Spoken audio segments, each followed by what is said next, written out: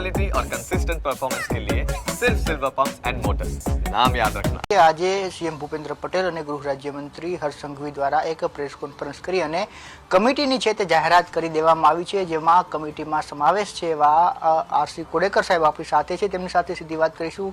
Sir, એક ઐતિહાસિક નિર્ણય છે તે આજે લેવામાં આવ્યો છે અને એ ઐતિહાસિક નિર્ણયના તમે પણ ભાગીદાર બનવા જઈ રહ્યા છો. કમિટીની રચના કરવામાં આવી છે ને તમારું નામ પણ એમાં જોવા મળી રહ્યું છે. ત્યારે કઈ રીતની આગળની કામગીરી છે તે કરવામાં આવશે? આદરણીય ન્યાયમૂર્તિ સુશ્રી રંજના પી દેસાઈ સાહેબના વડપણ હેઠળ જે કમિટી રચવામાં આવી છે એ કમિટીની મિટિંગ જ્યારે થશે અને પહેલી મિટિંગ થશે એ મિટિંગમાં ચર્ચા કરીને આગળની કાર્યવાહી કઈ રીતે વધારવી એનો નિર્ણય કરવામાં આવશે અને એ થયા બાદ પ્રાથમિક રીતે શું આગળ નક્કી થશે એ પછી વિચારવામાં આવશે. 45 દિવસનો સમય આપવામાં આવ્યો છે. વચ્ચે આજે સ્પષ્ટતા પણ પ્રેસ કોન્ફરન્સમાં કરવામાં આવી કે કોઈ ધર્મ કે કોઈ જાતિના લોકોને અન્યાય ન થાય એ પ્રકારે કામગીરી કરવામાં આવશે. ત્યારે એસસી એસટી સમુદાયને પણ વિશેષ ધ્યાનમાં રાખવામાં આવશે કે કેમ? આ ધર્મને લગતો વિષય જ નથી.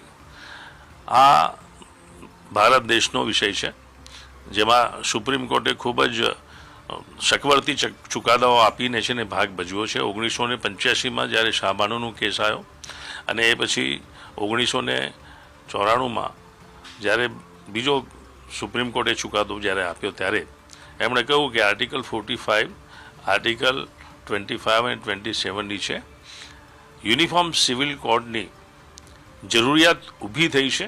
એ સરકારે વિચારવું જોઈએ અને સરકારે તાત્કાલિક પગલાં લેવા જોઈએ.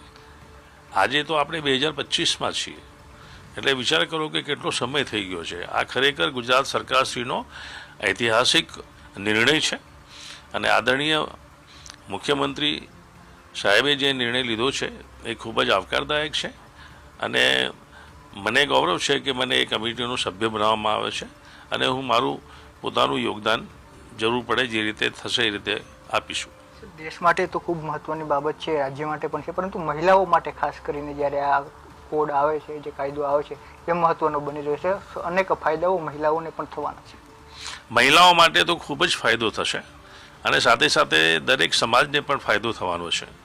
કારણ કે અલગ અલગ કાયદાઓ અલગ અલગ રાજ્યોમાં જે પ્રવર્તી રહ્યા છે એનાથી મહિલાઓને ખૂબ જ મુશ્કેલી પડી રહી છે અને મહિલાઓનું એક રીતે શોષણ પણ થઈ રહ્યું છે. યુનિફોર્મ સિવિલ કોડથી આ શોષણ નાબૂદ થશે અને એક નવી દિશા તરફ ભારત અગ્રસર રહેશે. તો આ એ તમામ બાબતો છે જેની આજથી શરૂઆત થઈ છે. કમિટીની જાહેરાત કરવામાં આવી છે અને કમિટીના સભ્ય આરસી કોડેકર સાહેબનું કહેવું છે કે જે પ્રકારે કામગીરી કરવામાં આવશે અને તેની સાથે જે જવાબદારી સોંપવામાં આવી છે બદલ તેમણે રાજ્ય સરકારનો આભાર વ્યક્ત કર્યો છે. કેમેરા પર્સન કલ્પેશ રાણા સાથે જયેશ ચૌહાણ, ન્યૂઝ કેપિટલ, અમદાવાદ.